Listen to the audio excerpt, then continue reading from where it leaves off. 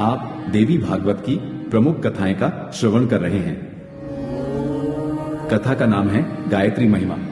द्विजाति मात्र की आराध्या भगवती गायत्री की महिमा अनंत है। सत्ययुग से लेकर अब तक लगातार भगवती गायत्री की आराधना से भक्तगण मनोवांछित सिद्धि के साथ मुक्ति भी सहज ही प्राप्त करते आ रहे हैं। संपूर्ण वेदों ने गायत्री की उपासना को ही नित्य कहा है। इसीलिए द्विजाति मात्र का कर्तव्य है कि वे निरंतर गायत्री के जप और उनके चरण कमलों की उपासना में संलग्न रहें। एक समय की बात है, इंद्र ने 15 वर्षों तक जल बरसाना बंद कर दिया। इस अनावृष्टि के कारण अकाल पड़ गया। घर घर में लोग भूख प्यास से व्यथित होकर प्राण गंवाने लगे। सभी मानव क्षुधा की ज्वाला से संतप्त होकर एक दूसरे को खाने के लिए दौड़ते थे। उस समय बहुत से ब्राह्मणों ने एकत्र होकर यह विचार किया कि इस समय महर्षि गौतम जी तपस्या के सबसे बड़े धनी हैं। वही हम लोगों की रक्षा करने में समर्थ हैं। गायत्री की उपासना के बल पर आज भी उनका आश्रम अकाल से सुरक्षित है, अतः हम लोगों को उन्हीं की शरण में चलना चाहिए। इस प्रकार विचार करके समस्त ब्राह्मण महर्षि गौतम के आश्रम पर गए और विनयपूर्वक उन्हें अपने कष्टों से अवगत कराया। गौतम जी ने उन ब्राह्मणों को अभय प्रदान किया और अपने आश्रम में रहने के लिए आश्रय प्रदान किया। ब्राह्मणों को आश्वासन देकर महर्षि गौतम भगवती गायत्री की स्तुति करते हुए प्रार्थना करने लगे, देवी तुम ही महाविद्या, वेद माता और परात्पर स्वरूपिणी हो। स्वाहा और स्वधा रूप से शोभा पाने वाली तथा संपूर्ण कामनाओं को सिद्ध करने में कुशल तुम देवी को मेरा कोटिशः प्रणाम है। तुम भक्तों के लिए कल्पलता और तीनों अवस्थाओं की परम साक्षिणी हो। तुम्हारा स्वरूप तुरीयावस्था से अतीत है।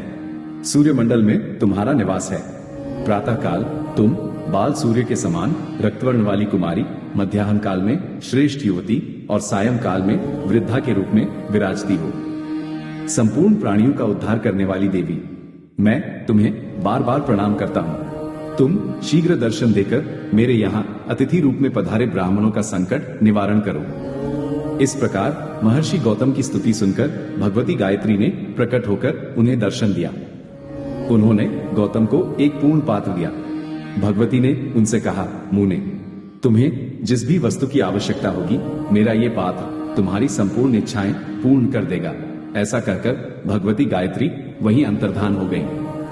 भगवती के द्वारा दिए गए पात्र से महर्षि गौतम के पास अन्नादि पदार्थ, फल, रेशमी वस्त्र, यज्ञ सामग्री आदि पर्वतों के समान ढेर लग गए। मुनिवर गौतम जिस वस्तु की इच्छा करते थे, वे सभी पदार्थ देवी गायत्री के पूर्ण पात्र से प्राप्त हो जाते थे। मुनिवर गौतम ने संपूर्ण मुनियों एवं ब्राह्मणों को बुलाकर प्रसन्नतापूर्वक धन, धान्य, वस्त्र, आभूषण आदि समर्पित किए। सभी लोग एकत्रित होकर मुनिवर गौतम की आज्ञा से यज्ञ करने लगे। स्वर्ग की समानता रखने वाला गौतम जी का वह आश्रम अक्षय अन्न क्षेत्र बन गया।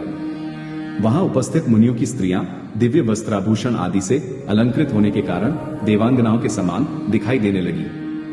भगवती गायत्री की कृपा से मुनिवर गौतम सभी लोगों के लिए भरण पोषण की व्यवस्था करते रहे। उन्होंने भगवती गायत्री की आराधना के लिए एक श्रेष्ठ स्थान का निर्माण करवा दिया। ब्राह्मण तथा मुनि लोग वहां भगवती की नित्य आराधना करते थे। कुछ दिनों के बाद अकाल का समय समाप्त हो गया। भगवती की कृपा प्रसाद से मुनिवर गौतम का यश 10 दिशाओं में फैल गया।